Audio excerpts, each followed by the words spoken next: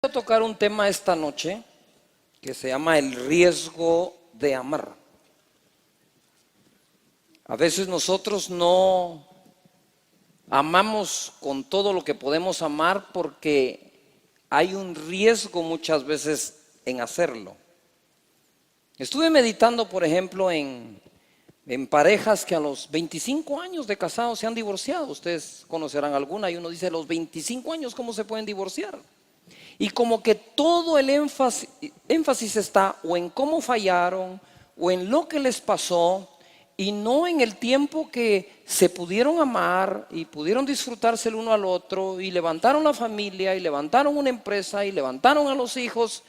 Porque yo pienso que a pesar de que sucedió un error, pues hubo amor también. Hay otro, por ejemplo, cuando pasa eso, no sé si se han dado cuenta el dicho de que todos los hombres son iguales, dicen a veces las mujeres, ya bravas, ¿verdad? Y ya que amargura por dentro, todos son iguales. Le digo, no hombre, paciencia, no todos son iguales. Y entonces se empieza a generalizar. Y en el amar a veces hay riesgos que tenemos que asumir. Me recuerdo de esta historia. Un hombre fue reo en un reino. El rey obviamente dictó sentencia de muerte para el reo. Y este reo en su último deseo le dijo al rey, yo quisiera poder ir a visitar a mi familia y despedirme. Obviamente le dijeron, ¿cómo le vamos a dar permiso a que vaya a visitar a su familia? Se nos va a escapar, ¿verdad? Entonces el hombre dijo, no. Si usted dijo, le dijo el rey, si usted tiene una garantía que nos dé que va a regresar, lo podemos dejar ir. Dijo, sí tengo una garantía, le dijo. ¿Cuál es la garantía? Dijo, tengo un amigo que va a venir a tomar mi lugar acá mientras yo voy a ver a mi familia, me despido y regreso. Al rey le pareció una cosa muy curiosa. Dijo, ¿y qué amigo va a venir a la cárcel? Dijo, mira, si un amigo viene por ti a la cárcel, ¿qué va a pasar si tú no regresas a tiempo el día de tu ejecución?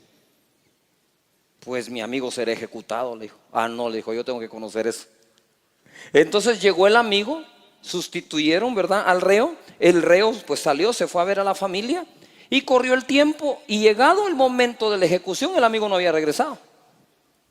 Entonces hay que ejecutar al amigo sustituto y justo cuando está en la horca para ser ejecutado, aparece el amigo junto con la familia de regreso y le dice, momento, no lo ejecuten, ya regresé. El rey le parece curioso, cambian al reo, ponen al otro, le ponen el lazo y cuando lo van a ejecutar el rey dice, momento, no lo ejecuten, a ninguno, le dice. Y entonces el asistente del rey dice, señor rey, ¿y por qué no lo va a ejecutar? Le dice, mira, le dice, toda mi vida he sido rey, he estado acá y nunca he tenido un par de amigos como esos dos.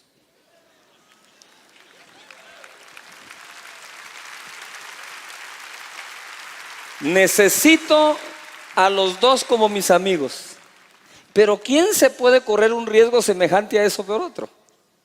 Cuando vamos a amar, nos podemos correr el riesgo también de juzgar a los demás en su amor. Eso no es amor. ¿Usted ha notado esas personas que dicen, es que no me amaron, no me llamaron, no me han visitado? Cuando tú estás así es porque tú no estás amando a nadie. Pero cuando estás ocupado en amar, tú no estás juzgando cómo te aman. ¿Todavía estás acá? Porque cuando amamos, amamos sin ese interés que a veces la gente tiene debajo de la manga. Tenemos que amar y punto. Amar es la fuerza que puede perdonar cuando nos hacen cosas como esas. Hay que tomar un riesgo. Esas personas se arriesgaron en él. Juan 3:16, porque de tal manera amó Dios al mundo que dio a su Hijo unigénito, para que todo aquel que en él cree no se pierda, mas tenga ¿qué? Vida eterna. Porque no envió Dios a su Hijo al mundo para condenar, sino para que el mundo sea salvo por él. El amor no contiene condenación. Dios dio a su Hijo por amor, no por poder. Dios dio a su Hijo no porque él tuviera fe. Dios dio a su Hijo porque él amó al mundo de tal manera que dio a su único Hijo para que fuéramos salvos por él. Y entonces Jesús no vino a condenar, porque entonces habría una negación. Dios lo da por amor y Jesús viene a condenar. Ya no hace match esto, me estoy explicando acá, sino que él viene a salvar porque fue dado por amor. Ahora, el tema aquí es este. De tal manera amó. Si las escrituras dijeran, Dios amó al mundo, ojo acá, entonces quizás pudo haber dado un ángel, a un arcángel, a un querubín. Pero desde el momento dice, de tal manera amó, es decir, nos amó de tal forma que lo que entregó fue al único hijo que tenía. Cuando nosotros amamos de esa manera, somos capaces de entregarnos del todo y por todo a alguien o a algunos. Pero tenemos que, ¿qué dice aquí? Amar de tal manera. Lo que quiero decir hoy es que podemos nosotros esta noche salir de aquí con un nuevo nivel de amor. Es decir, yo sé que todos amamos de una u otra forma, pero si lográramos hoy dejar que el Espíritu de Dios derrame su amor en nuestro corazón para que amemos de una nueva manera, no solo de la manera en que lo hemos hecho, sino ahora podamos decir igual que Dios, de tal manera voy a amar que entonces estoy dispuesto a hacer lo que con el amor que antes tenía no estaba dispuesto a hacer.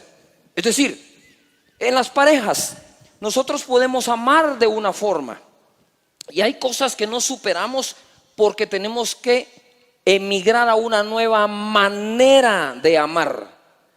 De tal manera amó que dio a su único hijo. Si esa no hubiera sido la manera de amar, quizás hubiera dado algo más, pero no a su hijo. ¿Qué es lo que quiero decir? Es que nosotros a veces en las relaciones, entre hermanos en Cristo, entre amigos, entre socios, entre miembros del mismo equipo, entre ciudadanos, entre gobernantes, entre todos, nosotros tenemos un nivel de amor que nos permite hacer ciertas transacciones de acciones unos con otros. Pero si no emigramos a una nueva manera de amar, entonces no vamos a lograr lo que siempre hubiéramos querido lograr.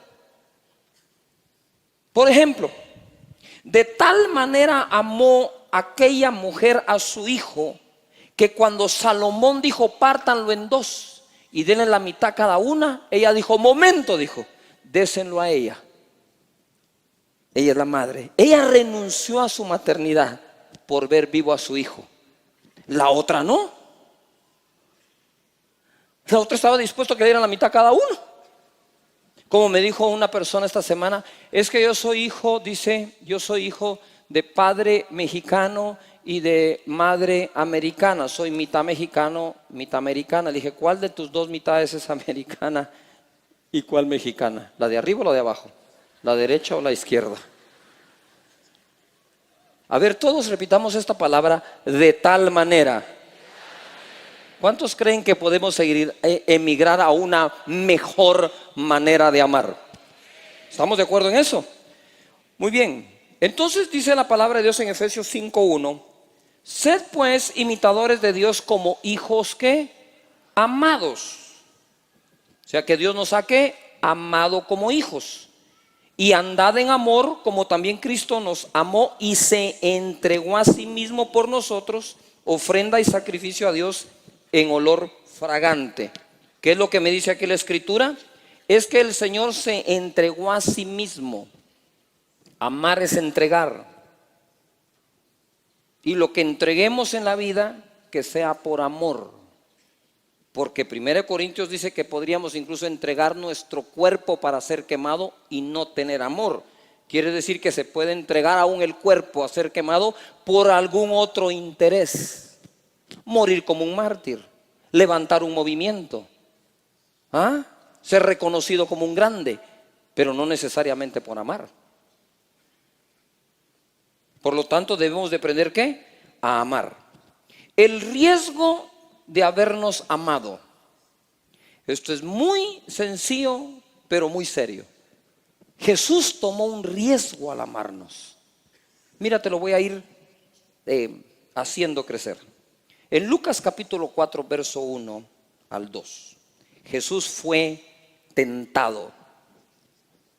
Dice la Escritura, Jesús lleno del Espíritu Santo volvió del Jordán y fue llevado por el Espíritu al desierto. 2. Y por 40 días era tentado por el diablo y no comió nada en aquellos días, pasados los cuales tuvo ¿qué? hambre. A ver, di conmigo, Jesús, vamos, te quiero oír, Jesús fue tentado. ¿Por qué Jesús pudo ser tentado? Simple y sencillamente porque Jesús vino en carne. Tu espíritu y mi espíritu no puede ser tentado, pero nuestra carne continuamente está siendo ¿qué? Tentada. Es decir, estamos sufriendo tentaciones diversas. Bill Winston dijo algo anoche: entre más grande seas, más sutil se vuelve la tentación. Hay tentaciones de diferentes tipos. Les voy a dar cómo cambian las tentaciones a veces en nuestra vida. Por ejemplo, a los jóvenes solteros viene Satanás y los va a tentar sexualmente diciéndole a los novios: háganlo, acuéstense, tengan sexo, está bueno. Y está buena. Es la tentación. Pero una vez te casas, la tentación cambia. Y viene Satanás y dice: no lo hagan, no lo hagan. Decirles que tenés dolor de cabeza. Jesús fue tentado. Ahora, le quiero hacer una pregunta. Si Jesús fue tentado porque vino en carne, pregunto, ¿podría haber Jesús pecado? Sabemos que no pecó. Pero ¿usted cree que Satanás va a desperdiciar 40 días tentándolo si no existía la probabilidad de que Jesús cayera en la tentación? Claro que sí. Entonces mira ahora el siguiente verso en Hebreos capítulo 4 verso 15. Porque no tenemos un sumo sacerdote que no pueda compadecerse de nosotros o de nuestras debilidades, sino uno que fue tentado, ¿qué dice ahí? En todo, según nuestra ¿qué? Semejanza, pero sin pecado. Denle un aplauso a Jesús que no pecó.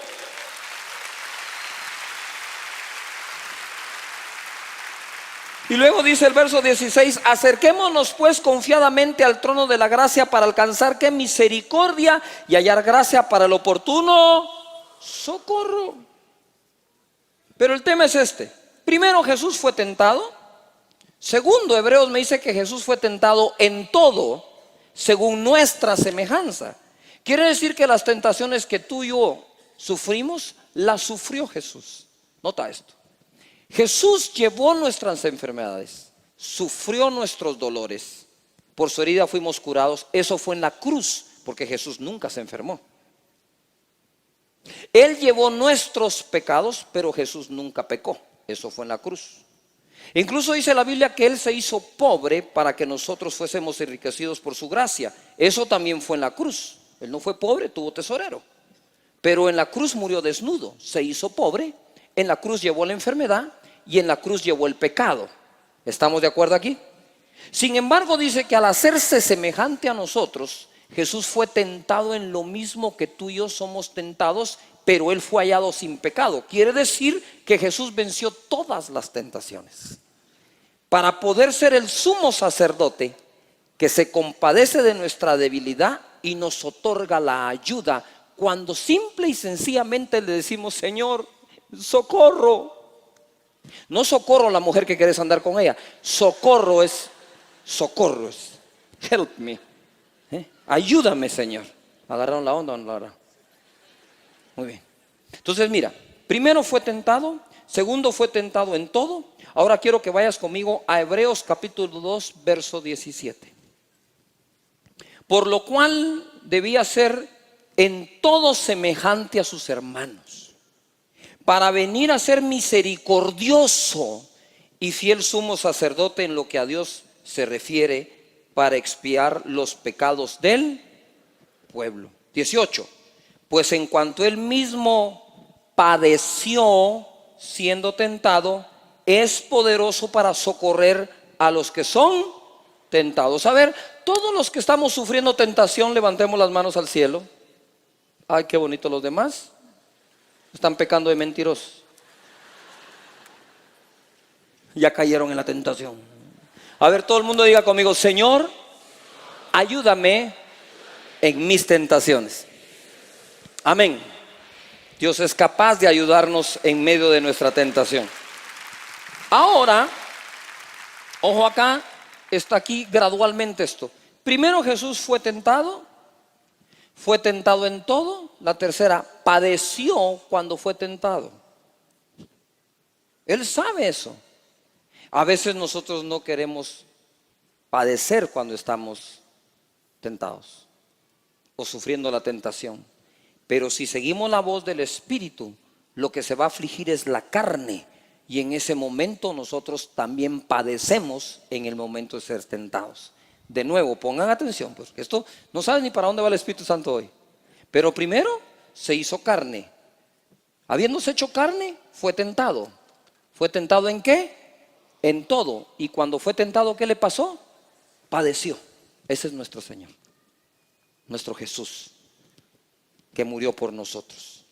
Ahora, con eso en mente, quiero que vayamos ahora a lograr entender, recibir una revelación hermosa de lo que fue el riesgo que Jesús tomó al venir a salvarnos. En Colosenses capítulo 1, verso 15 y 17, dice así: Él es la imagen del Dios invisible, el primogénito de toda creación, porque en Él fueron creadas todas las cosas. Ojo, en Él fueron creadas todas las cosas, las que hay en los cielos, las que hay en la tierra, visibles e invisibles, sean tronos, sean dominios, sean principados, sean potestades. Todo fue creado por medio de Él y para Él. 17. Y dice, y Él es antes de todas las cosas. Y todas las cosas subsisten en Él. No sé si agarramos la onda aquí. Él es antes de todo, pero todo en Él subsiste. ¿Todavía están acá? Muy bien. Ve conmigo a Hebreos capítulo 2, verso 10. Dice así: porque convenía a aquel por cuya causa son todas las cosas, y por quien todas las cosas ¿qué? Subsisten, que habiendo de llevar muchos hijos a la gloria, perfeccionase por aflicción al autor de la salvación. ¿De qué? De ellos. Ojo pues, vino en carne, fue tentado, tentado en todo, padeció al ser tentado, pero en Él subsiste todo y en Él fue creado todo. Ahora imagínate esto. Según la palabra de Romanos 6:23 dice, ¿sí? Porque la paga del pecado es ¿qué? Muerte, mas la dádiva de Dios es vida eterna en Cristo Jesús. Quiero que pongas atención un poco a ese video, porque toda la creación en el que subsiste, pero Él fue tentado, tentado en todo, padeció siendo tentado, y la paga del pecado es ¿qué? ¿Qué es la paga del pecado? Muerte.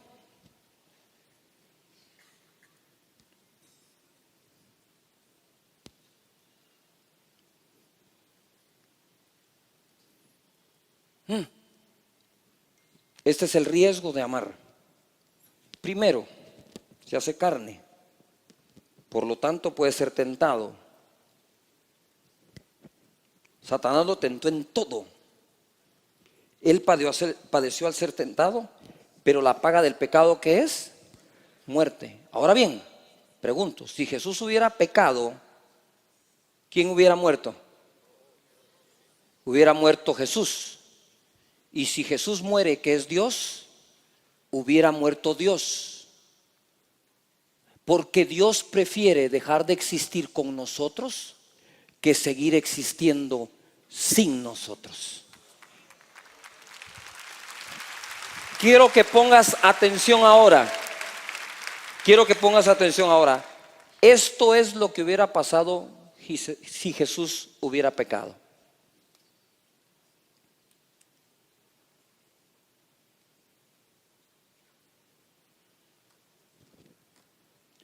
todo hubiera dejado de existir. Pero no solo eso, todos nosotros no existiríamos más.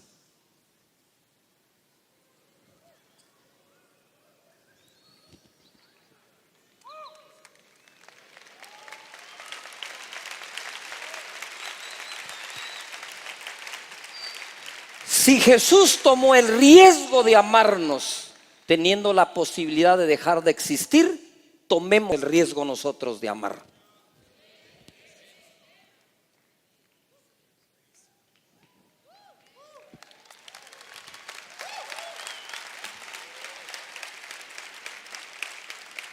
Juan capítulo 15, verso 12 dice: este es mi mandamiento, que os améis unos a otros como yo os he amado.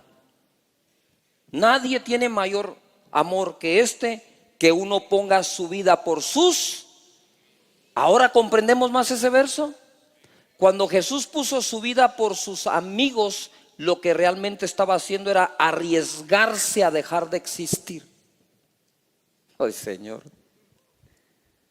yo quiero tomar mi riesgo al amar. A veces no amamos porque aquellos a quienes amamos nos podrían herir. Esas personas podrían no corresponder como nosotros quisiéramos. Amamos y nos traicionan. Pero qué más ejemplo del de Jesús al venir y hacer semejante entrega. Y le decía: Señor, si tú te atreviste a tomar semejante riesgo, ayúdame a tomar los míos. Hay un riesgo en tener un grupo en casa. Hay un riesgo en llamar a algunas personas para discipularlas. Hay un riesgo en aceptar tu llamado a pastor. Hay un riesgo en atreverte a hacer las cosas por amor. Siempre va a haber riesgo. Pues si no hay riesgo, ¿cuál es el chiste de hacerlo? Hay un riesgo al casarte. Todos nosotros juramos en el altar mantenernos fieles hasta que la muerte nos separe. Y pasados unos años nos queremos matar el uno al otro. Como dijo un pastor amigo: yo nunca he hablado de divorcio con mi esposa. De matarnos, sí, como 3 veces. ¿Sí? ¿Qué es lo que quiero decir? Es cuánta gente se priva de ese honor,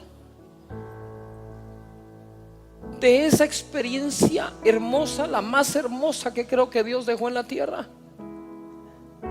Se privan de amar porque calculan demasiado los riesgos.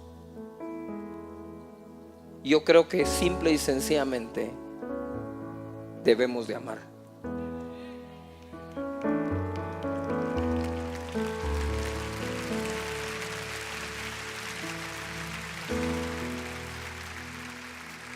Ponte de pie en tu lugar.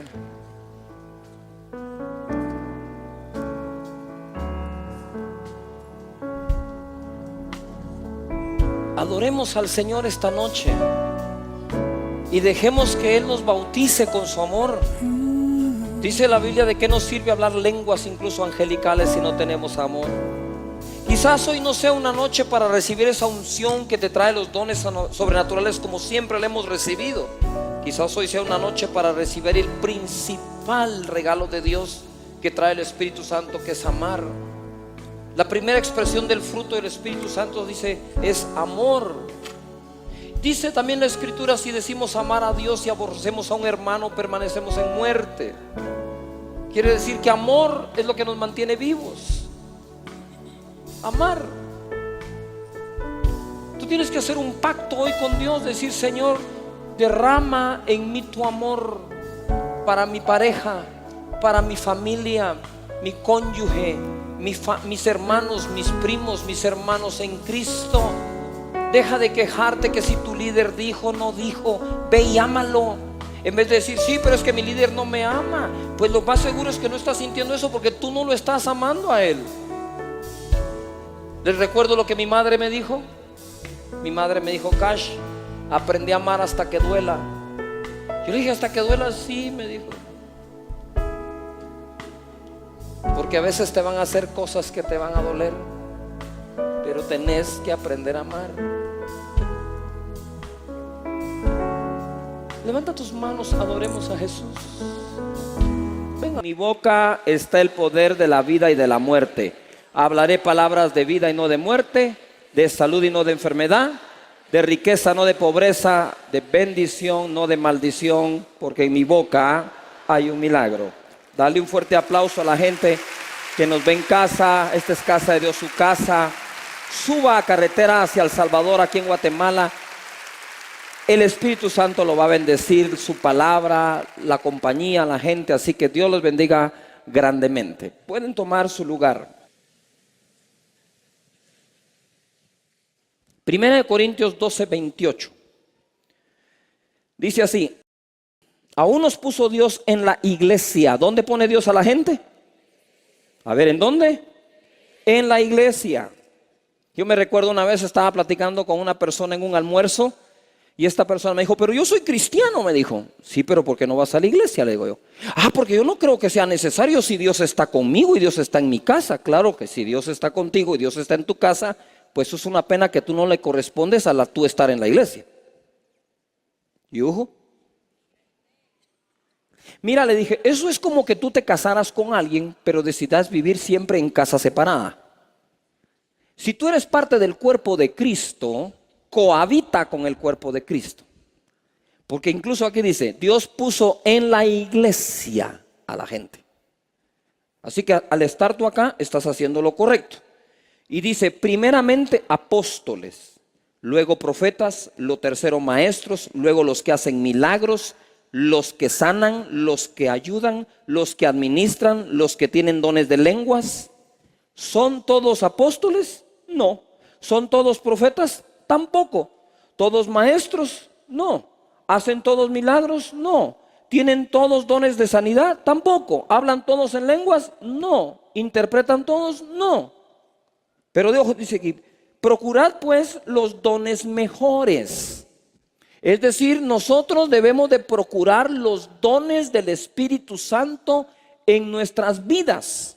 Que puedas tener tú el don de profetizar, el don de hablar en lenguas, el don de interpretar lenguas, el don de sanidad, el don de milagros, ¿verdad? No todos lo son, no todos los tienen, pero todos tenemos alguno.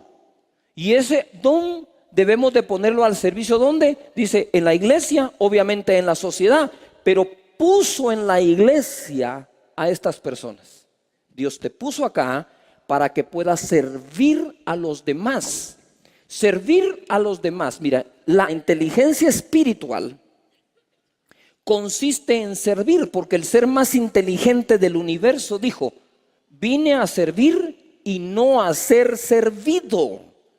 Por lo tanto, cuando nosotros servimos, estamos tomando de la inteligencia de Jesús y nos ponemos a hacer el consejo que Jesús nos dejó. Sirvan.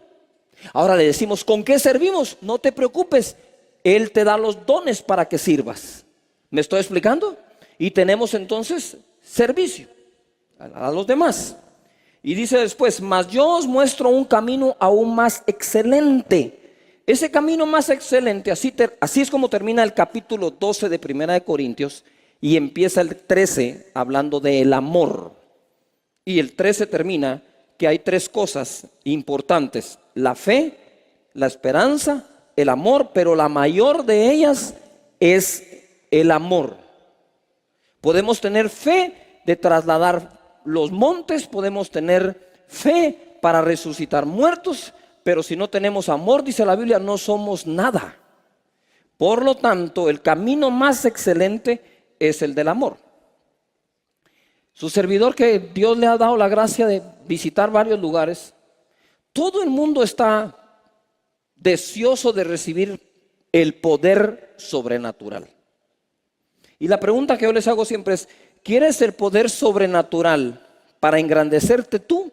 ¿O quieres el poder sobrenatural como una herramienta que te sirve para amar a las demás personas más allá de los dones naturales?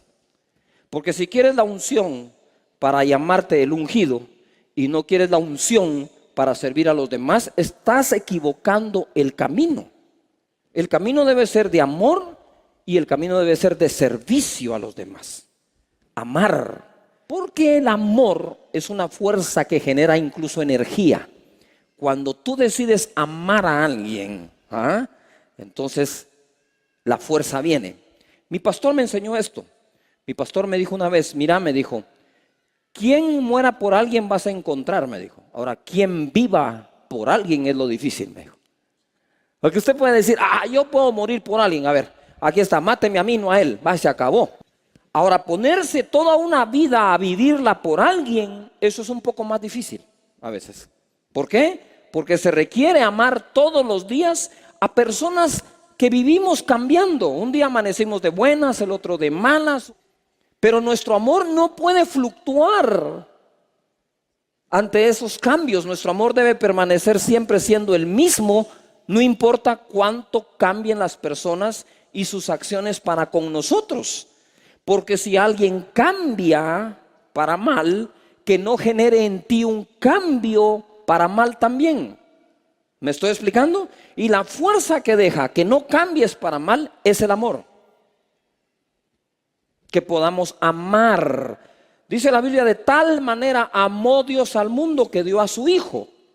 No dice la Biblia, de tal manera tuvo fe Dios que entregó a su Hijo. No dice la Biblia, de tal manera tuvo esperanza Dios que dio a su Hijo.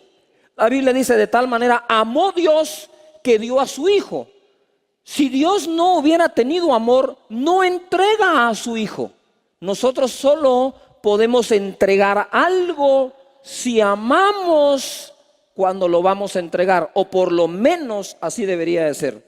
Si vamos a entregar algo, servicio, trabajo, ministerio, si vamos a entregar esas horas extras, deberían de ser, ¿por qué? Por amor.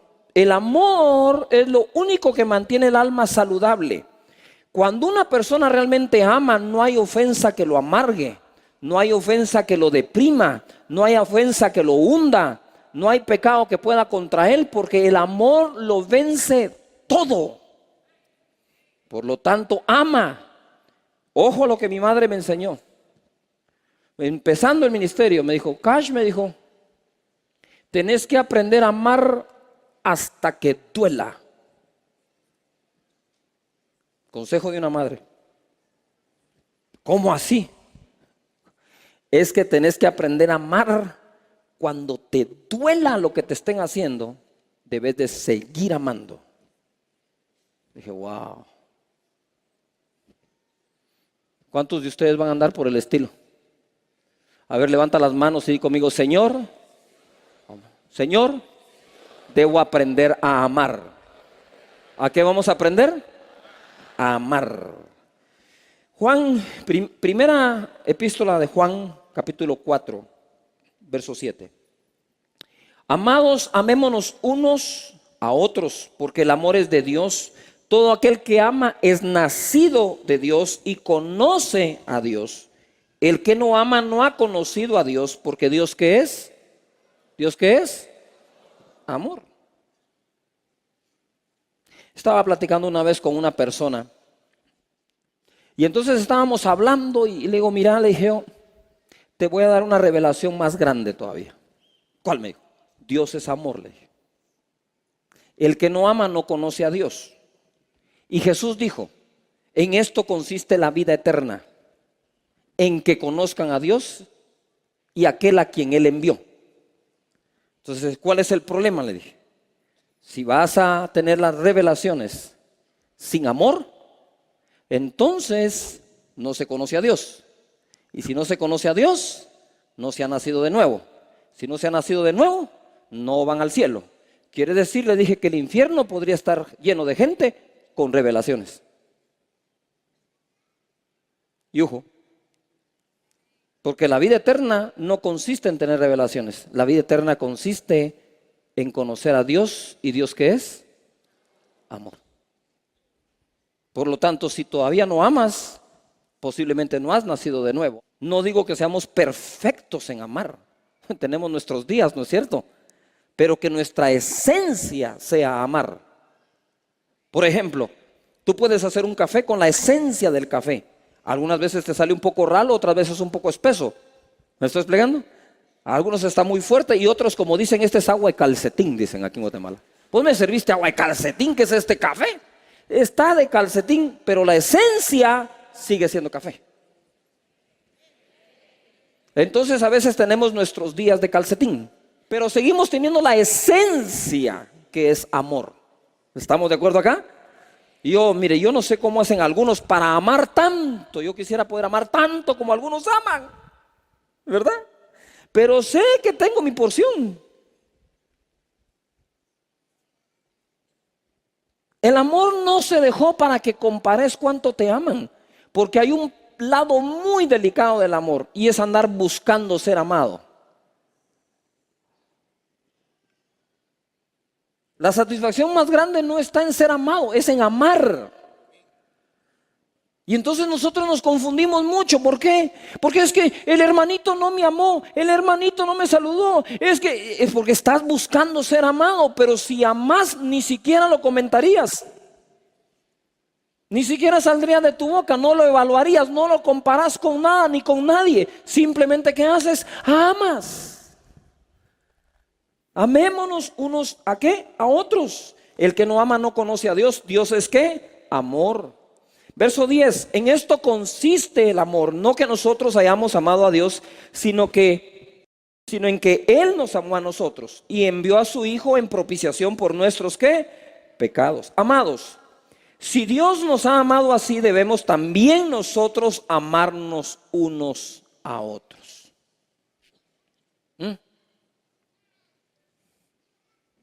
¿A quién de ustedes les gusta que su hijo lo ame, pero el hijo no ama a su propio hermano? ¿A qué madre le gusta que sus hijos le estén abrazando, pero entre los hermanos no lo hacen? Entonces viene el hijo, la hija, te abraza, te da un beso, pero jamás va a tener buen sabor si estás viendo que entre ellos no se aman. Nosotros podemos adorar a Dios, cantarle a Él, presentar nuestras ofrendas a Él, pero si entre nosotros mismos no nos perdonamos y no nos amamos, esa adoración no termina de dejarle un buen sabor a nuestro Señor.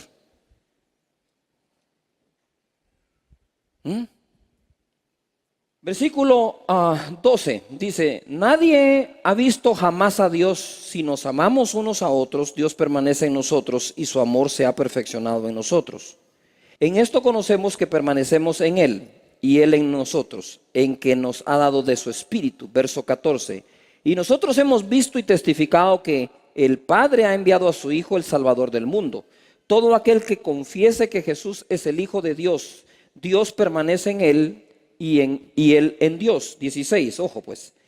Nosotros hemos conocido y creído el amor que Dios tiene para con nosotros. Dios es amor. Y el que permanece en amor permanece en Dios y Dios en él. Y en esto se ha perfeccionado el amor en nosotros, para que tengamos confianza en el día del juicio, pues como Él es, así nosotros somos en este mundo. Y en el amor no hay temor, sino que en el perfecto amor echa fuera el temor, porque el temor lleva en sí castigo, de donde el que teme no ha sido perfeccionado en el amor. 19. Nosotros le amamos a Él porque Él nos amó ¿qué? Primero. Si alguno dice yo amo a Dios y aborrece a su hermano, es mentiroso. Pues el que no ama a su hermano, a quien ha visto, ¿cómo puede amar a Dios a quien no ha visto?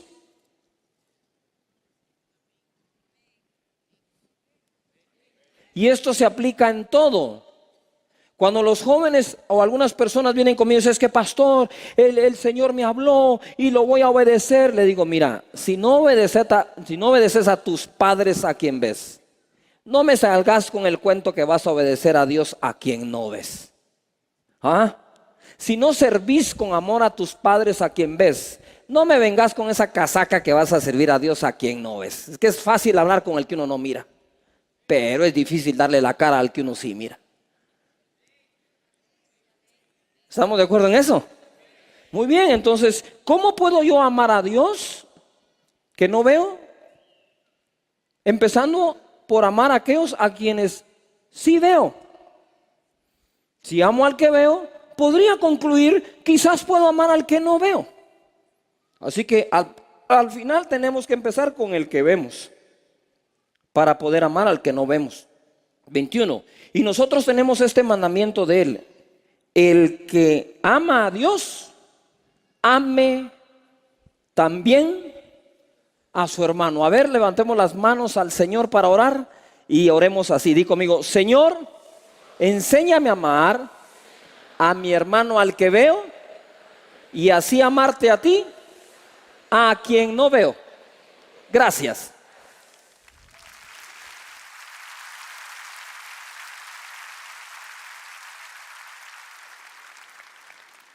Tercera de Juan 1:5 dice amado, no dice te amo, dice amado. Es una persona que está siendo amada, no que le están diciendo te amo. Fielmente te conduces cuando prestas algún servicio a los hermanos. A ver, digan fuerte por favor: servir es fidelidad. ¿Cómo se es fiel? Sirviendo. Muy bien. Especialmente a los desconocidos. No dice a los conocidos, ahora dice ¿a quiénes? A los desconocidos. 6, mire qué lindo. Los cuales han dado ante la iglesia. Al principio dijimos que ¿dónde nos puso el Señor? En la iglesia. Los cuales han dado ante la iglesia testimonio de tu amor. Y harás bien en encaminarlos como es digno de su servicio a Dios, para que continúen su viaje. Pero ¿cuántos creen que podemos ser como dice acá? Que podemos nosotros testificar del amor de alguien más. Yo sé que tú has amado. ¿Cuántos de ustedes han amado a alguien en su grupo, en su familia, en su vecindario? Quiero ver que han amado con acciones, no te amo y di el cariño, no, te amo, bien te amo, amamos. Bájenla. ¿Cuántos de ustedes han sido amados por algún otro hermano en Cristo? Quiero ver la mano. Muy bien, levanta la mano y di: escrito está, debo testificar a la iglesia del amor que me han tenido. Amén. Prepare su testimonio. A ver, di conmigo: amémonos unos a otros. Yo creo que nosotros podemos aprender del ejemplo de muchos cómo amar a los demás. ¿Estamos de acuerdo? Mira, nada más te quiero dar esto. Juan capítulo 13, verso 34. Juan capítulo 13, verso 34. Un mandamiento nuevo os doy, que os améis unos a otros. Como yo os he amado, que también os améis unos a otros. Verso 35. En esto conocerán todos que sois mis discípulos, si tuvieres amor los unos por o con los otros. Dice aquí, ojo, en esto van a conocer todos que son mis discípulos, en que hablen en otras lenguas, resuciten un muerto, caigan bajo el poder del Espíritu Santo. No. Dice, en esto todos van a conocer que son mis discípulos, en que se amen unos a otros. Quiere decir que el mayor testimonio que le podemos dar a los demás es el testimonio de amarnos. Juan capítulo 17, verso 20. Dice así: mas no ruego solamente por esto, sino también por los que han de creer en mí por la palabra de ellos. 21, esto es clave. Para que todos sean uno, como tú, oh Padre, en mí y yo en ti, que también ellos sean uno con nosotros, para que el mundo crea que tú me enviaste. Ahora viene esto, agárrese de la silla. ¿Dios qué es? ¿Dios qué es? Muy bien, y Dios nos manda ¿a qué? A amar. Entonces nosotros empezamos teniendo actos de amor. Pon atención al proceso, porque aquí hay una transformación, aquí hay una metamorfosis que debemos de experimentar.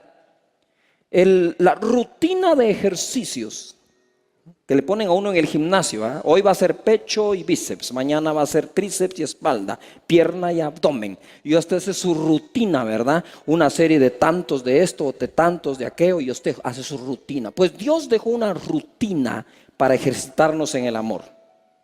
Primero nos dice, ámense unos a otros.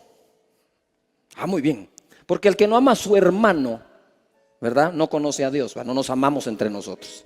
Después dice, ¿saben qué? Amen al desconocido, sírvanle y sean fieles en esto, al desconocido. Amen al prójimo, o sea, el que está más cercano al prójimo. Pero cuando tú le diste de comer a uno de ellos, a mí me diste de comer. Cuando lo vestiste, a mí me vestiste. Cuando lo visitaste, a mí me visitaste.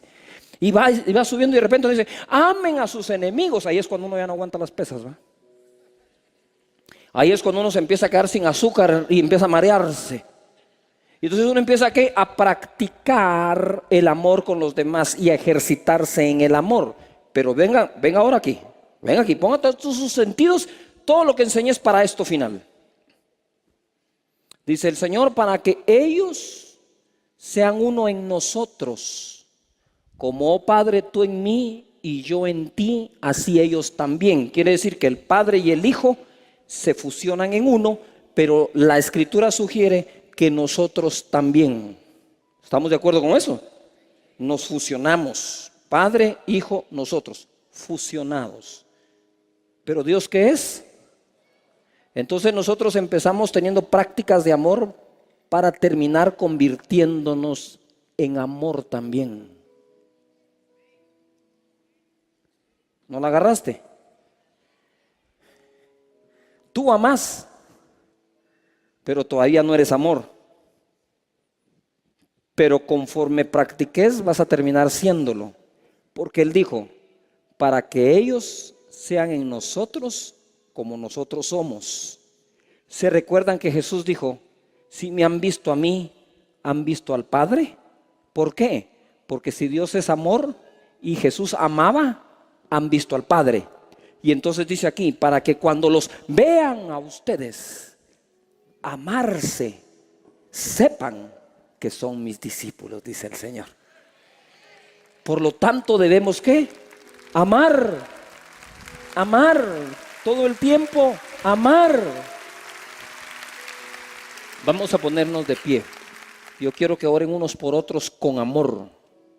Amor no es, a ver, oremos vos a rabashata, carrabat, no, eso no sabe. Amor es en qué te puedo servir aparte de orar. ¿Sí? Tal vez te dice, mira, nada, estoy muy bien, ore por él y volteese. Usted tiene que encontrar a alguien que lo necesite. ¿Estamos de acuerdo? Entonces, tómense ahí unos con otros, de 2, de 3 grupos, de 4 personas, de lo como usted quiera, como le salga. ¿Ah? Vamos a orar unos por otros. Oremos ahí, Padre bendito, gracias por hacer de tu cuerpo un cuerpo lleno de amor, lleno de esperanza, lleno de fe. En este día, Señor, en el nombre poderoso de tu Hijo Jesús, te pido que nos bautices con amor. Amor unos por otros, amor en los grupos, amor en Life, amor en los discipulados, amor en Ensancha, amor, Señor, que podamos transmitir a los demás hoy. Si hay enfermos, usa a tu Hijo que está ahí, Señor, para sanarlo. Si están con problemas de provisión económica, Señor, toca el corazón de un generoso y que les provean a ellos. Padre, bendice a cada persona, que no haya enfermos, que todos sanemos. En el nombre poderoso de Jesús te damos a ti las gracias, Señor. Gracias, Jesús. Gracias, Jesús. Así como estamos allí, así como están, si tú necesitas hoy recibir a Jesús en tu corazón, este es el mejor momento. No sabemos cuándo vamos a morir, pero sí podemos saber a dónde vamos a ir. Si tú dices, yo no sé a dónde voy a ir cuando muera, pastor, o estoy seguro que no voy a ir al cielo, tú necesitas urgentemente a Jesús ahora. Si te apartaste de sus caminos, este es el momento de reconciliarte. Así que voy a hacer una oración para que todos la hagamos, ¿les parece? Y los que nunca la han hecho, hazla hoy por primera vez, recibe a Jesús, vas a nacer de nuevo, el Señor está contigo. Así que todos digamos así, Señor Jesús, este día te abro mi corazón, te pido perdón por mis pecados, me reconcilio contigo y recibo la vida eterna como un regalo. Gracias por amarme. Soy salvo por ti. Amén. Amén. Dale un fuerte aplauso al Señor. Tiene para nuestras vidas de las más poderosas promesas. Marcos 10:28 dice: entonces Pedro comenzó a decirle: he aquí nosotros lo hemos dejado todo y te hemos seguido. Mateo 19:27 es lo mismo, pero hay una pequeña frase que amplía lo que queremos aprender. Entonces respondiendo Pedro le dijo: he aquí nosotros lo hemos dejado todo y te hemos seguido. ¿Qué dice después? A ver, todos juntos, ahí está en las pantallas. ¿Qué dice? ¿Qué pues tendremos? ¿Hay algo de malo en preguntarle a Dios qué tendremos? No. Él dijo: mirad, lo dejamos todo, ¿qué tendremos? Entonces Jesús les contesta, regresamos a Marcos capítulo 10. Respondió Jesús y dijo: de cierto os digo que no hay ninguno. ¿Cuántos? ¿Cuántos? Ninguno que haya dejado casa o hermanos o hermanas o padre o madre o mujer o hijos o tierras. Está hablando de la familia y está hablando de bienes. Por causa de mí y del evangelio, que no reciba 100 veces más ahora en este tiempo. ¿Qué va a recibir? Dice: casas, hermanos, hermanas, madres, hijos y tierras, con persecuciones. Y en el siglo venidero la vida, o sea, más allá la vida eterna, más acá 100 veces más. Pero para que la bendición no te vuelva loco, viene en el paquete la persecución. Entonces ahora sí, poniendo los pies sobre la tierra, ¿cuántos quieren ser bendecidos? Pero ¿cuántos aceptan ser perseguidos? Bueno, hay que hacerle gana a la persecución. Si ya le hiciste ganas a la bendición, ahora toca hacerle ganas ¿a qué? A la persecución. ¿Qué pues tendrán? 100 veces más apretados. Es decir, ¿con qué? Persecución. Pablo fue un apóstol súper bendecido. Y ha sido un apóstol que nos ha llenado de bendición a nosotros. Las escrituras de Pablo, las epístolas, dan gusto leerlas. Están llenas de palabra de bendición. Él fue el que dijo: todo lo puedo en Cristo que me fortalece. Él fue el que dijo: sé vivir en abundancia, en escasez. Mi Dios suplirá lo que les haga falta conforme sus riquezas en gloria. Fue Pablo el que escribió de la resurrección de los muertos, de la venida del Señor. Impresionante, Pablo. Pero Pablo fue muy bendecido y muy perseguido. Miren 2 Corintios capítulo 11, verso 23. Dice así: son ministros de Cristo, como si estuviera loco, hablo. Y a veces uno sí creía que estaba loco el hermano. Dice: yo más, en trabajos más abundante, en azotes sin número. O sea, se cansaba de contarlos. En cárceles más, en peligro de muerte muchas veces. De los judíos 5 veces he recibido 40 azotes menos 1. Esa era la traducción. O sea, si son 5 veces 40, 200. Dice: 3 veces he sido azotado con varas, 1 vez apedreado, 3 veces he padecido naufragio, 1 noche y 1 día he estado como náufrago en alta mar. En caminos muchas veces, en peligros de ríos, peligros de ladrones, peligros de los de mi nación, peligros de los gentiles, peligros en la ciudad, peligros en el desierto, peligros en el mar, peligros entre falsos hermanos, en trabajo y fatiga, en muchos desvelos, en hambre y sed, en muchos ayunos, en frío y en desnudez, y además de otras cosas, lo que sobre mí se agolpa cada día. No era lo anterior. La preocupación por todas las iglesias. Pablo vivía preocupado que así como lo perseguían, podían perseguir a la iglesia. Pablo era muy bendecido y muy perseguido. Tú vas a ser muy bendecido, pero no podría yo decirte que no vas a ser perseguido. A veces la persecución es lo que te hace mantenerte tranquilo, que no te envanezcas, que no te pongas orgulloso de lo que Dios te ha dado, y ahí Dios permite 2 que 3 cositas para que andes tranquilo. ¿Cuánto les ha pasado? Hay todo tipo de persecución, ¿verdad? Cada quien tiene la suya, pero lo que es impresionante aquí es lo siguiente: ¿cuántos de ustedes reconocen que Pablo fue un instrumento de bendición y sigue siendo para nosotros el día de hoy? ¿Cuántos decimos lo reconozco? ¿Lo reconocemos? Muy bien. Entonces mire quién fue Pablo.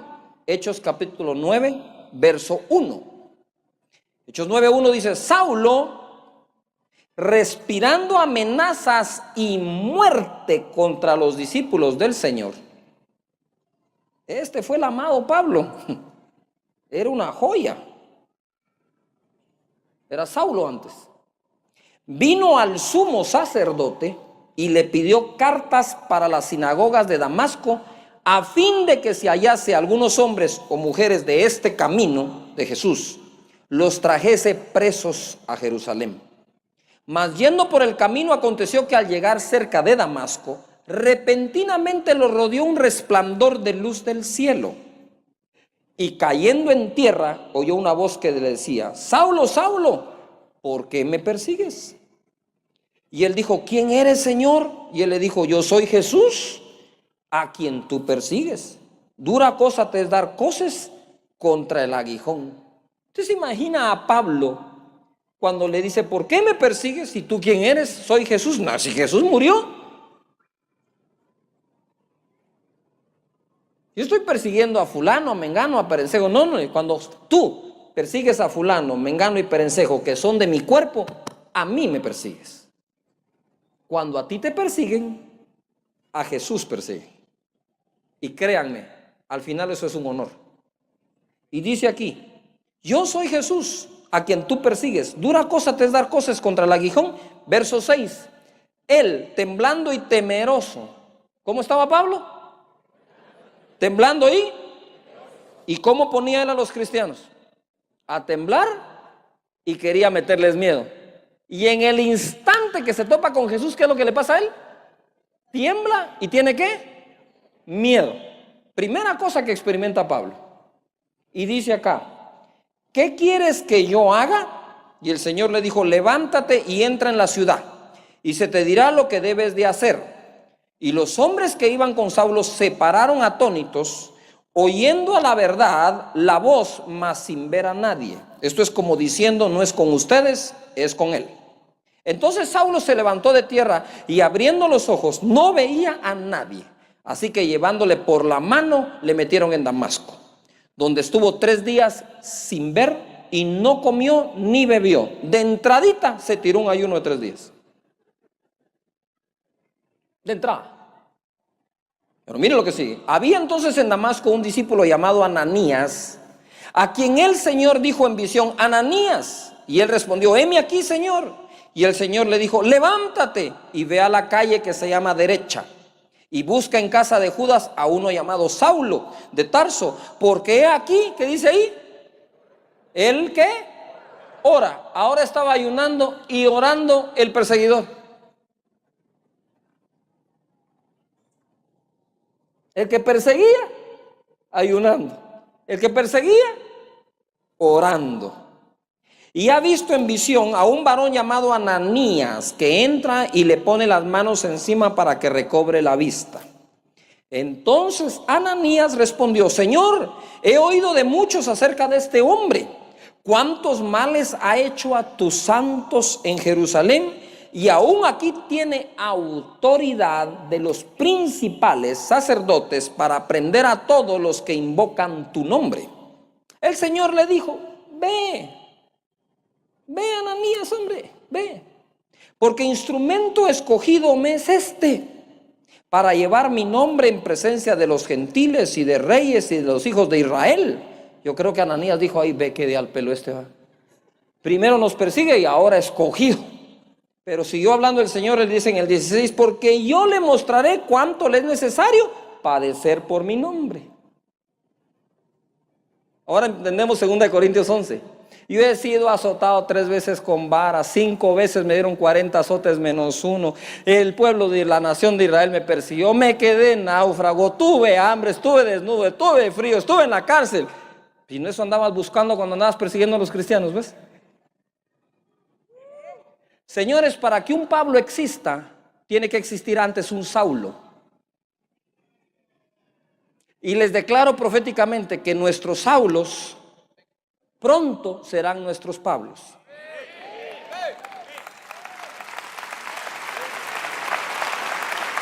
Dáselo fuerte al Espíritu Santo. No te preocupes por los Saulos que están detrás de tu vida, porque Dios les va a enseñar lo que es padecer por causa de Él. Pero Saulo, que después fue Pablo, señores, para que los apóstoles como Pablo emerjan, van a tener que existir primero los perseguidores como Saulo. Y van a existir los discípulos como Ananías, tú, quizás yo, que tengamos que decir, yo por ese no oro. Y el Señor te dice, no hombre, si mira, lo estoy escogiendo, ese no lo escogería ni el diablo. Sí, pero yo lo escogí, ve y ora por él, bendícelo, lo voy a liberar de su amargura, de la prisión en que está, de sus rencores, de sus adicciones, y lo voy a convertir en una persona que bendiga mi nombre, que predique mi nombre. Y solo, Señor, no, también le voy a enseñar lo que es padecer por causa mía, para que el paquete sea, ¿qué? Completo. Entonces Pablo sufrió más persecución que ninguno, porque fue el mayor perseguidor que tuvo la iglesia también. ¿Todavía estás acá? Entonces, cuando tú ves las cosas como Dios las ve, tú dices, Señor, bendice a mis enemigos, bendice al que me maldice, que te conozcan a ti, y tú sabrás qué hacer con cada uno de ellos. Amén. Muy bien. Así que no tengan pena. Yo le mostraré, dice, cuánto le es necesario padecer por mi nombre. Fue entonces Ananías y entró en la casa y poniendo sobre él las manos dijo, hermano Saulo, el Señor Jesús, que se te apareció en el camino por donde venías, me ha enviado para que recibas la vista y seas lleno del Espíritu Santo. Y al momento le cayeron de los ojos como escamas y recibió al instante la vista y levantándose fue bautizado. Y habiendo tomado aliento, recobró fuerzas. Y estuvo Saulo por algunos días con los discípulos que estaban en Damasco. 20. Enseguida predicaba a Cristo en las sinagogas, diciendo que este era el Hijo de Dios. Y todos los que oían estaban atónitos y decían, ¿no es este el que asolaba a Jerusalén, a los que invocaban este nombre? Y a eso vino acá, para llevarlos presos ante los principales sacerdotes. Pero Saulo mucho más se esforzaba y confundía a los judíos que moraban en Damasco, demostrando que Jesús era el Cristo. Acto inmediato lo tuvieron que sacar en una canasta bajado de una ventana. Porque Pablo fue primera prédica y de una vez perseguido. Yujo, no te preocupes. ¿Qué podemos esperar cuando hay persecución personal, empresarial, política, religiosa? Si estamos en Cristo podemos esperar lo que les voy a leer ahora en Hechos capítulo 4 verso 25. Y póngase el cinturón en la silla. Mire que el de adelante tiene bolsa de aire porque esto se va a poner buenísimo. Hechos 4:25 dice, que por boca de David tu siervo dijiste, ¿por qué se amotinan las gentes y los pueblos piensan cosas vanas? Se reunieron los reyes de la tierra y los príncipes se juntaron en uno contra el Señor, contra su Cristo, porque verdaderamente se unieron en esta ciudad contra su santo Hijo Jesús, a quien ungiste, Herodes y Poncio Pilato, con los gentiles y el pueblo de Israel, para hacer cuanto tu mano y tu consejo habían antes determinado que sucediera. Verso 29 lo quiero fuerte todo el mundo y el 30. ¿Listos? Y ahora, Señor, mira sus amenazas y concede a tus siervos que con todo denuedo hablen tu palabra, mientras extiendes tu mano para que se hagan sanidades y señales y prodigios mediante el nombre de tu santo Hijo Jesús. Vamos a esperar el mayor avivamiento de la historia. Va a haber denuedo para que prediques. Dios te va a acompañar con señales, prodigios y sanidades. Levanta las manos y di conmigo: ahora vamos a ser más usados que nunca. Diga conmigo: los muertos van a resucitar. Eso es lo que estamos esperando. Eso es lo que el Señor les dio.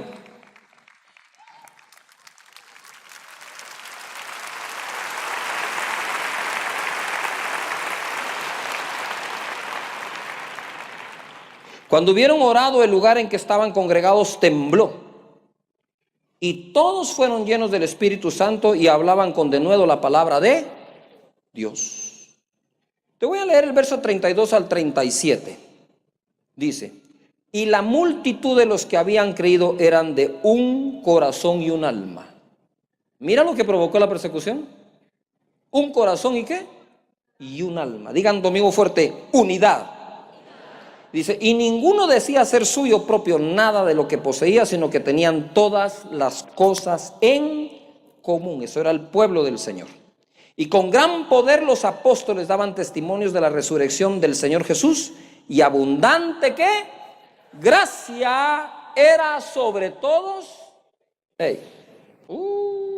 Viene un tiempo de un gran favor.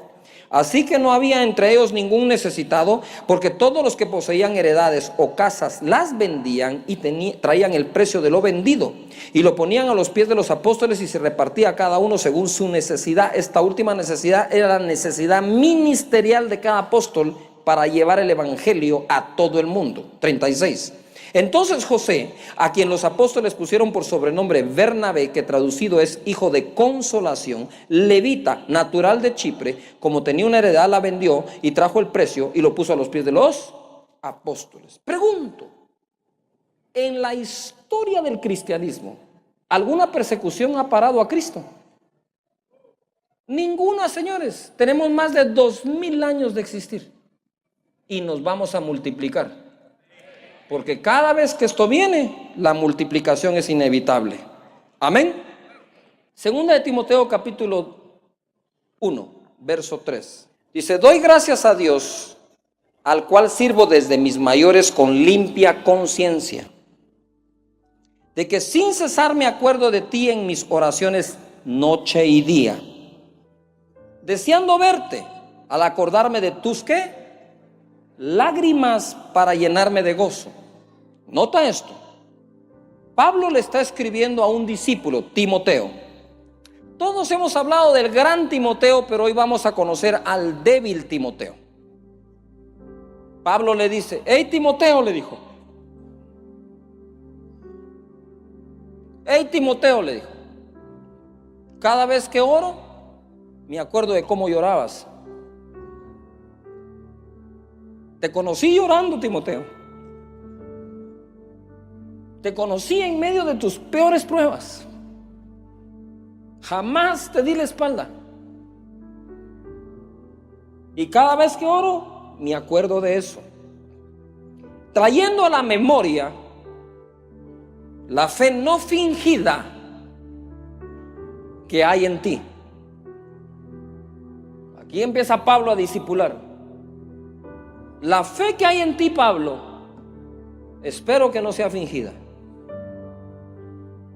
la cual habitó primero en tu abuela Loida y en tu madre Eunice, y estoy seguro que en ti también. Timoteo, tu abuelita ha confesado el nombre de Jesús sin fingimiento, y tu madre también. 2 mujeres, y espero que tú, el más joven y siendo hombre, lo sigas confesando. Y le dice: 6. Por lo cual te aconsejo que avives el fuego del don de Dios que está en ti. Quiere decir que lo tenía apagado. Por la imposición de mis manos.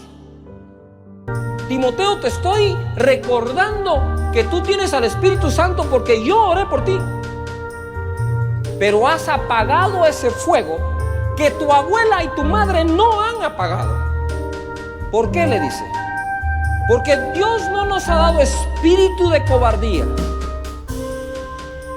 Señores, ese espíritu de cobardía estaba tratando de poseer la mente y el corazón de Timoteo. Por eso Pablo le dice, te recuerdo las lágrimas que tenías cuando conociste al Señor. También te voy a recordar que tu abuela y tu madre nunca se han avergonzado de Jesús. Tienen una fe no fingida. Pero ¿qué te está pasando, Timoteo? Estás apagando el fuego del Espíritu Santo que recibiste cuando yo oré por ti. Te recuerdo que el espíritu que tienes no es de cobardía, sino de poder, amor y dominio propio. Ese espíritu de cobardía que tenía Pablo fue el espíritu que hizo que Pedro negara a Jesús y Timoteo estaba a punto de negar a Pablo. Y le dice a Timoteo, mira lo que dice. Por tanto, 8, no te avergüences de dar testimonio de nuestro Señor. Todo lo tenés adentro, la fe no fingida y el Espíritu Santo. Pero la fe no fingida y el Espíritu Santo lo estás apagando y ahogando por cobardía. Así que te pido que no te avergüences de dar testimonio de nuestro Señor, ni de mí, preso suyo, sino participa de las aflicciones por el Evangelio según el poder de Dios. A ver, di conmigo fuerte: poder, amor y dominio propio. ¿Qué era lo que te diga? Poder, amor, dominio propio. Dice, no, el espíritu nuestro no es de cobardía, es de poder. Pero si tan solo se responde con el poder, está todo desbalanceado. El poder que Dios te ha dado se balancea con el amor de Dios. Jamás se ejerce poder sin amor, en ningún lugar, ni autoridad, ni con ninguna persona. Es ilegítimo eso.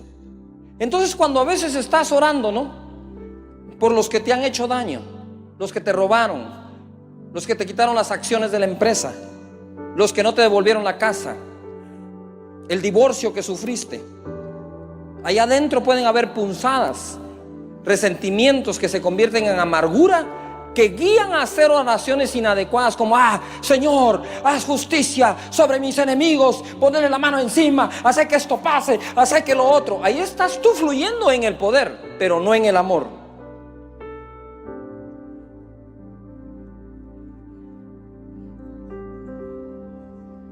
El amor es el que dice: Señor, esa persona que te ha atacado, tú le dices: Señor, que el que me debe te conozca, que sepa que tú prosperas sin necesidad de hacer cosas indebidas. Señor, te pido que te conozcan, te pido por su familia, te pido por su salud, te pido, Señor, por ellos, de tal manera, Señor, que sus vidas den un giro y cambien, y los que hoy son tinieblas alrededor mío se conviertan en luz tuya. Ese es el amor que balancea el poder y dice: y dominio propio.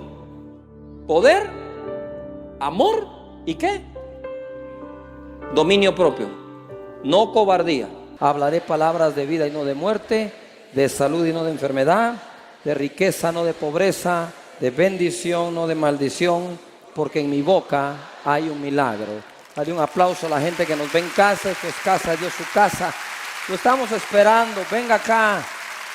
Visítenos. Yo sé que va a tener una buena experiencia con Dios, su presencia y su palabra. Dios los bendiga. Pueden tomar su lugar.